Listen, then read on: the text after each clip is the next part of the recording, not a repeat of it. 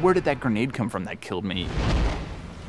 Did you see how that, like, I did that barrel roll and then hit 2 guys and it all blew up? And wow, that was awesome. He just got sniped and then cartwheeled over the side and then got run over by a warthog. We flipped 6 times in the air, landed it, and kept going. So it's sort of fun that with save films, that single bullet that comes in that's actually gonna kill you that hits, then to actually watch blood start coming out and to see the guy get shot back, to watch that in slow motion and to see, look how cool that ragdoll is, look how cool this particle system is, look how cool that looks. It's just fantastic and it's really fun to see. People can't make things up now. They can't lie about what happened in the game last night. They can't exaggerate. Save film essentially is an automatic replay of every game you play. Fly anywhere you want to in the map, pan around, check things out. The amazing thing about save films is that you can actually relive any moment that happened at any time and look at it from any angle. If you're not quite sure, how did they actually get the flag out of our base when we supposedly had 3 guys guarding it? Now it's easy to go back, watch the film, see what they did. The controls basically work exactly how you would expect them to. It's so simple conceptually, but making it a reality, it took years. Your first person, if you click the right stick, it shows you what that person was looking at from third person.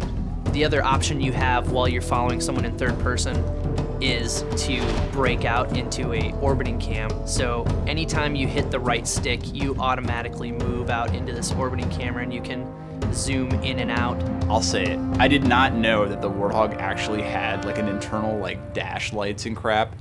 And so then like I'm flying around and I'm like, wait, what? Like there's actually like lights in here? There's 2 ways to rewind.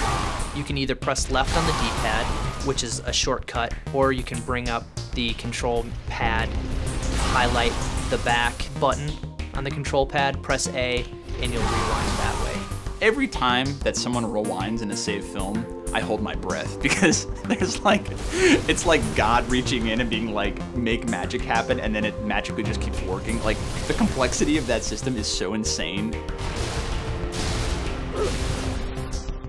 Now the other cool thing is the ability to go into flying camera, and you do that by hitting the Y button, and that breaks you out into a free roaming camera.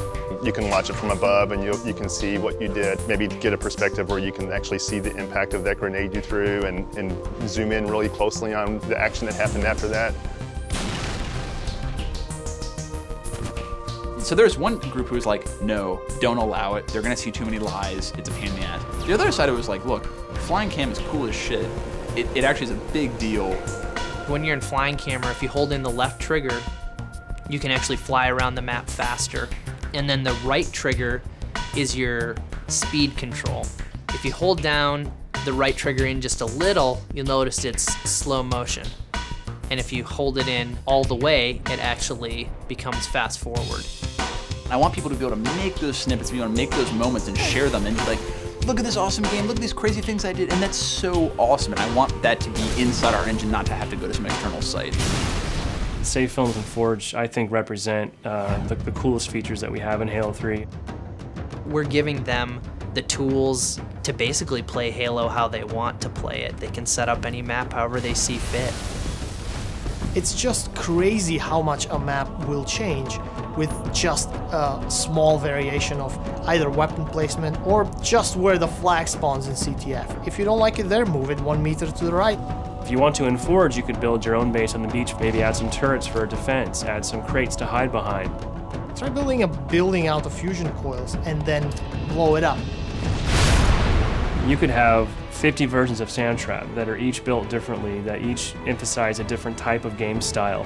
Forge is actually an old school Bungie name. It was the name of the map editor for the Marathon games. It's kind of a nod to the hardcore Bungie fans.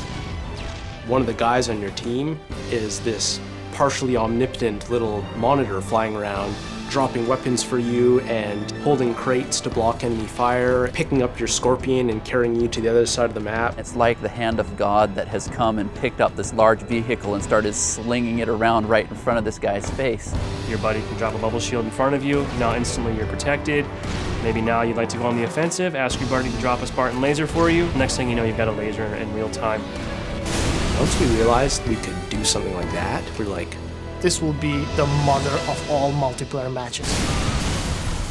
You can manipulate everything on the map. It's not just weapons and grenades and vehicles. It's spawning. It's where the flag sits. It's where the turret sits. It's every single object in the level.